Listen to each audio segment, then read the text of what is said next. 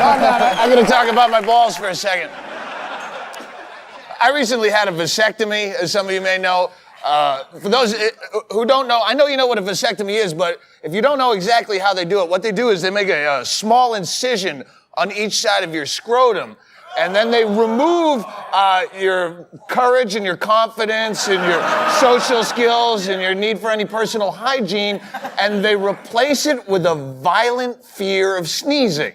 So I had that done. And what's really messed up is that I had to have a consultation for the vasectomy, which means I had to drive an hour and wait 2 more hours so they could look at my balls. You don't need to look at my balls. Why do you see a lot of guys come in for a vasectomy and they forgot they didn't have balls? Do you see a guy with no arms walk in for a manicure accidentally? And I'm still not quite right. They said wait 72 hours until you have an orgasm.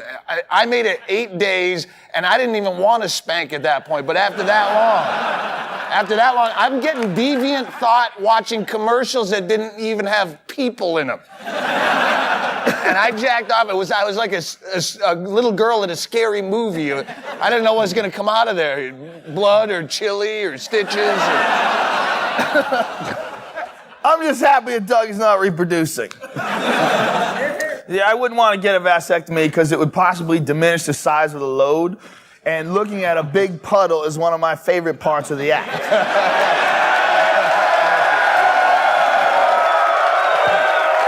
It means a lot to me. It means a lot to me. It's important. Besides, getting a vasectomy puts me in a quandary. I couldn't let a man do the surgery because there's never a case where it's okay for a man to touch your package unless it's no longer attached.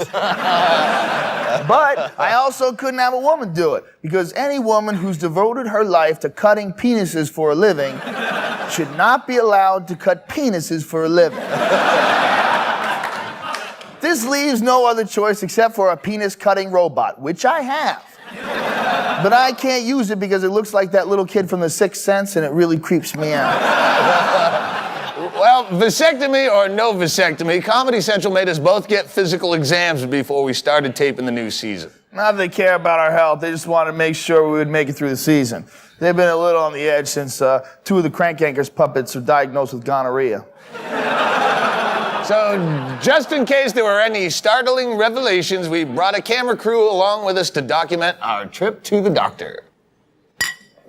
What are you so worried about, man? I'm wrecked. I'm in horrible shape. Listen, it's no big deal. I've done this like a dozen times. They check your heart rate and they get some body fluids. No body fluids is a problem. Can I get some of your urine? You don't want my urine. Can I get some of your sperm at least? No, it smells like pot. What's wrong with your sperm? Nothing. I'm just too drunk to get it up. Mr. Rogan! Hey, what's up, Doc? First of all, I have to say I am a big fan. Oh, thanks. News radio? Oh, no. I'm more of a TV guy. I love Fear Factor. Oh, it is cool. awesome! This is my favorite part of the exam. What? I'm kidding. Actually, I hate this. Everybody thinks we love it, but it is awful. First time I did it, I threw up on the guy. Oh. Man, exactly what is it that you're looking for? I don't know. I guess I'm just looking for somebody who understands me. Oh! I am gonna need a sperm sample.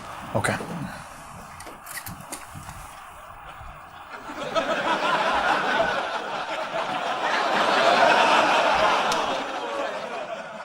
You gonna leave? No. I have to make sure it's yours. Okay.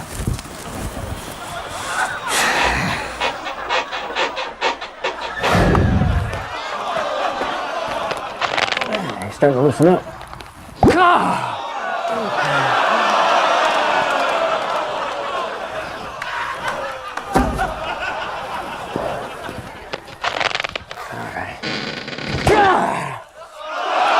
How the hell did this get up there? Oh, I smuggled that stuff over the border. But this stuff is legal. It's a practice run. What's up? Can you get me on the show? Oh, man, I wanna be you on don't Fear wanna be Factor. on that show? My friends would freak. Look, everyone on the show's a loser. It's so humiliating. You know, come on, you're not the type. Oh, yeah? Now check this out.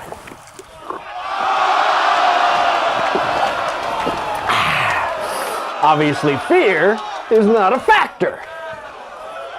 This is gonna haunt me for the rest of my life.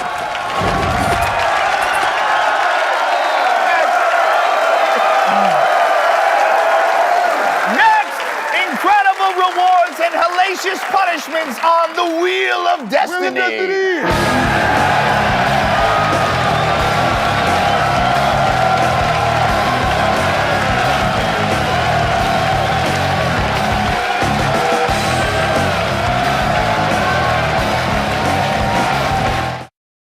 Welcome back to the Man Show. Prepare yourself, studio audience.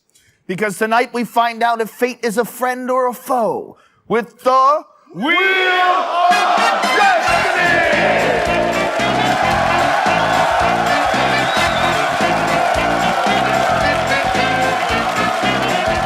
This is how it works. First, we pick a guy out of the studio audience. First up, Chad Terpstra. Terpstra. Chad. Take your place at the wheel. We'll explain what's on the wheel. First up, the good things. Dangle Jacko. You get to dangle a midget dressed as Michael Jackson over a balcony. Next, Babe Beer Bath. We have Juggy Vanessa taking a bath in a vat of ice cold beer, and you get to drink that beer out of the bathtub. Next up, Juggy Phone Booth. You get stuffed in a phone booth with as many bikini-clad juggies as will fit, then you get to make a phone call to your ex-girlfriend and tell her what you're doing. Can you hear me now? And finally, you, a porn star and a van. Adult film star Sunrise Adams will take you out to her van in the parking lot where you get to spend half an hour with her and no cops. And sodomy laws do not apply. In the old days, the wheel was a fickle mistress, but now we know she was just bipolar. Yeah, now to the bad stuff. First, here's Draw on Your Face. Our Man Show artist in residence, Ron Rubio, will draw something you don't want on your face on your face. Next, anal thermometer speaks for itself. That nurse will take your temperature with an anal thermometer.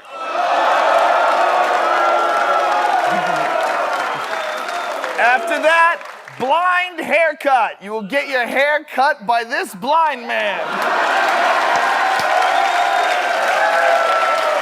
And finally, shot o sweat. See the fat man on the treadmill? He's gonna wring out his sweaty shirt into that shot glass, and you're gonna have to drink out of it. The wheel is not rigged. You have an equal chance to land on any space. Are you prepared to obey the wheel and accept whatever it deals you? Absolutely. Then spin The Wheel of Destiny!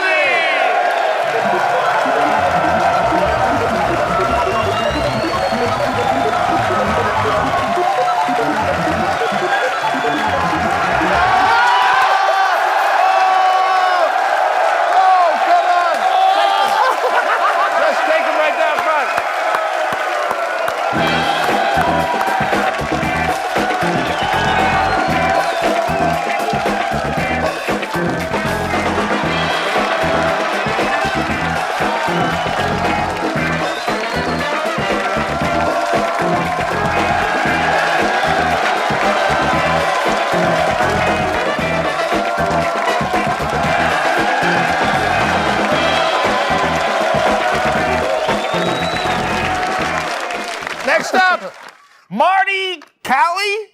Marty. Marty, come on.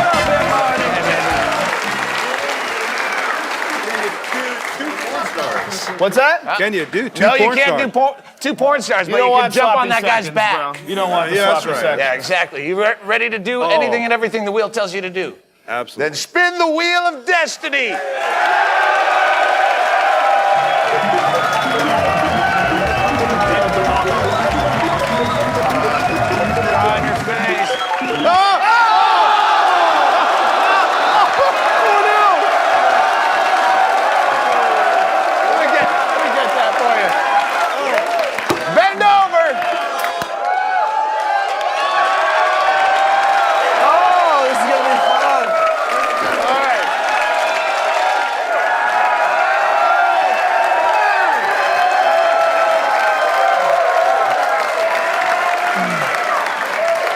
Hold that for a second. Bend over, dude. Bend over.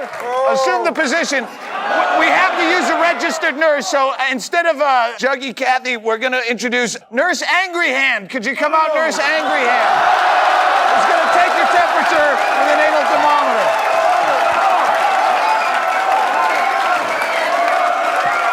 I don't even know if I want to watch. Oh my gosh, it's really gonna do it. Take your time.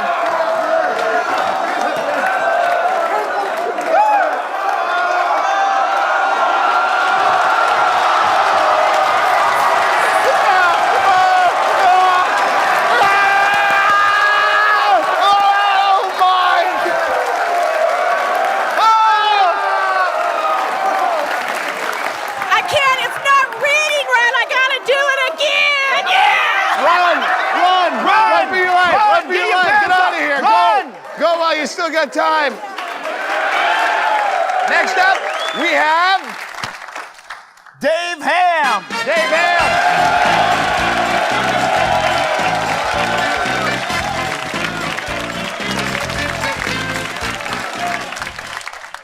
Dave. Yes. You're prepared to do anything that this lands on. Whatever it lands on. Then spin the wheel of destiny.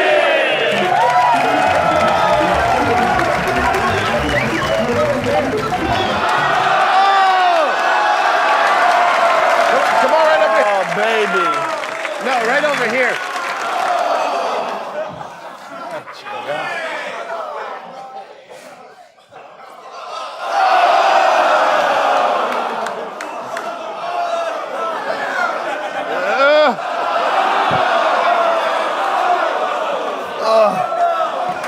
I'm a man.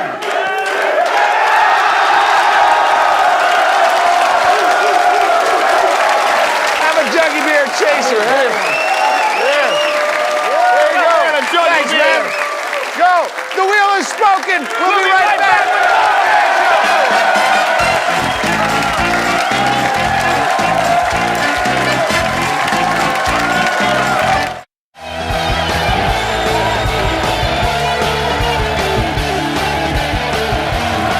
Try watching one of those news discussion shows. You got four old people sitting around a desk droning on and on about politics and practically putting you to sleep.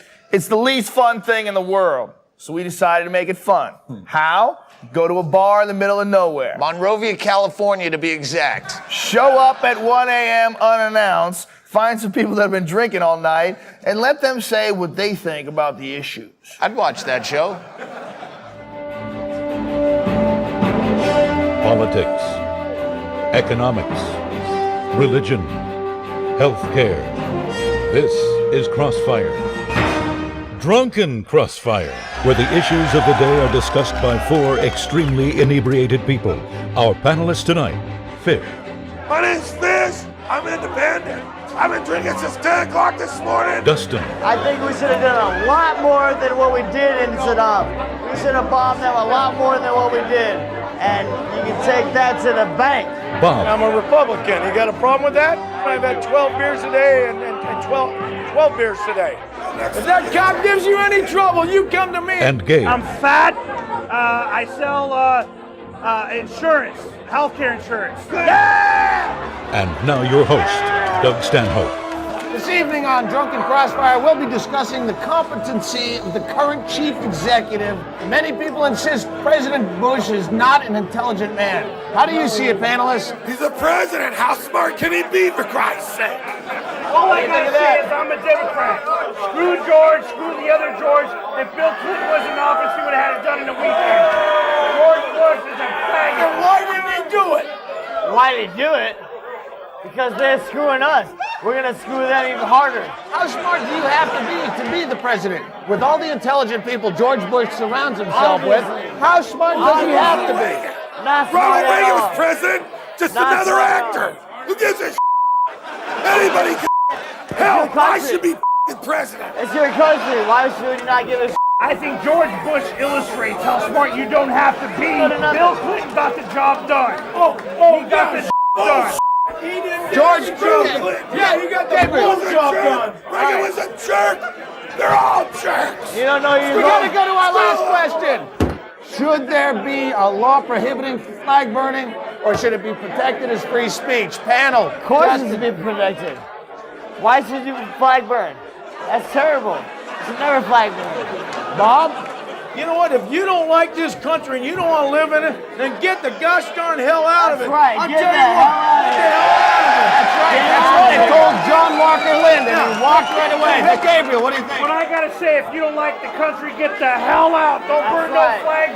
This is the United States of America. That's right. That's right. If you don't like it, let it light. You burn a flag in front of me, I'll stomp your ass into the ground, punk! Okay, what if a baby was on fire and all you had to put it out with was a flag? The flag catches on fire. Should you go to jail at that point? Hell no! hell? Put that Hey. baby out with that flag, Fuck that, and he's absolutely honored! What kind of question is that? That's a legitimate question. That's a terrible question. Because you know what? All these people have fought for this country to make it free, to make it the United States of America. And gosh darn it, we're all entitled to be free and drink and enjoy everything that we That's do. it tonight for Drunken Crossfire. We'll see you next week if no one gets killed. Boost to the world! And that's all for this edition of Drunken Crossfire. Stay tuned for PCP Perspective. Say what you want about Dan Rather, but you never had to pull his head out of a toilet. Stay tuned.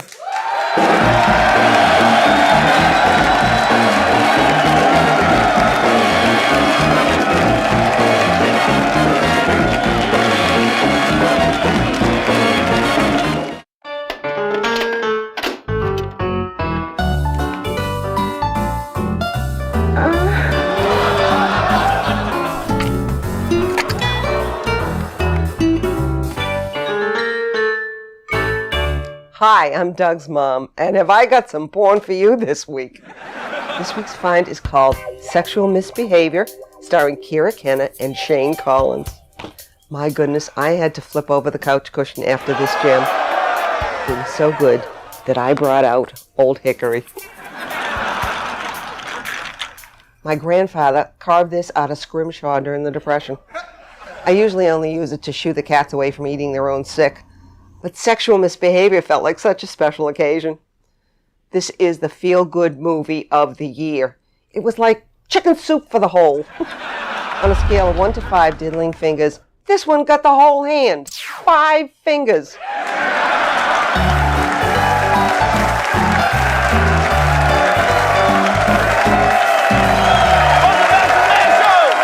We're almost out of time, but how about a little Q&A? First up, Alan Cohen. Where's Alan? This is my kind of guy. How do I make my wife understand that beer, pizza, and porn is considered dinner and a movie? Right on, yeah! How do you? How do you do that?